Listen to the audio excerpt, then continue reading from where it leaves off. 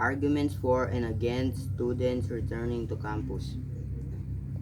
In order to contain the spread of coronavirus COVID-19 epidemic, most countries throughout the world locked down their population and closed their schools. As some nations began progressively reopen their schools, the purpose of these COVID-19 country notes is to gather together findings from the multiple OECD education surveys to analyze countries' responses to COVID-19 crisis in order to inform and guide future policy responses to the problem. These country notes are concerned with the level of preparedness of educational system to support students' learning amid the health crisis. But in the case of a pandemic, is the country capable of returning students, or is it better to stay at home and promote distance learning? The case for bringing certain students back to campus was based on the premise that a school can achieve the dual goals of resuming some sort of residential learning while also keeping everyone safe. This course of action aims to strike a compromise between the risk of COVID-19 spread and the advantage of residential schooling. Schools who take this stance believe that the need to keep everyone safe does not have to limit the possibility of finding a way to some type of campus-based operations. Depending on their local conditions, limit, culture, and resources, each schools will approach safety goals and the return of residential education in the unique way. The case for returning students to college in the fall is based on the calculation that the risks are recognized and manageable. The re- and the rewards are worth minimizing and accepting those risks.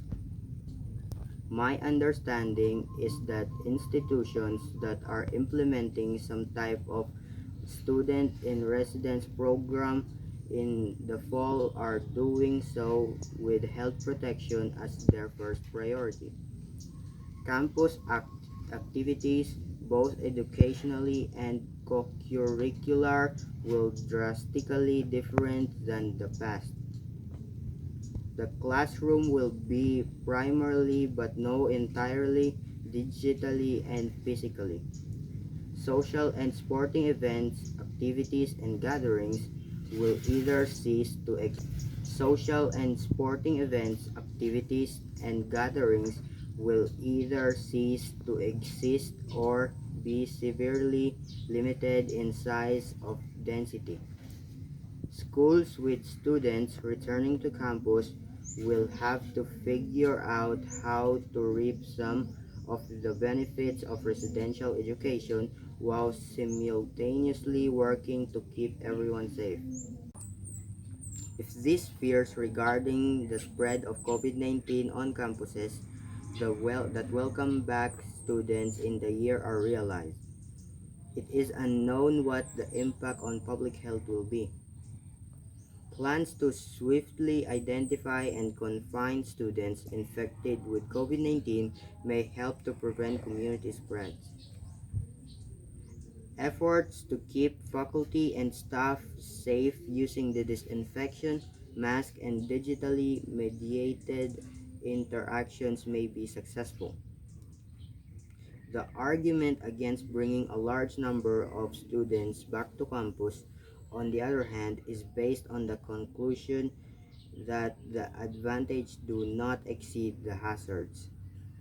From the standpoint of the population health, the idea is that activities to bring together large groups of people in close proximity should be avoided if at all possible. Some in-person activities, such as those carried out in hospitals, must be continued. However, in an era of expanding community expansion and COVID-19 transmission, all operations that can be carried out remotely and without increasing population density and interaction should be carried out.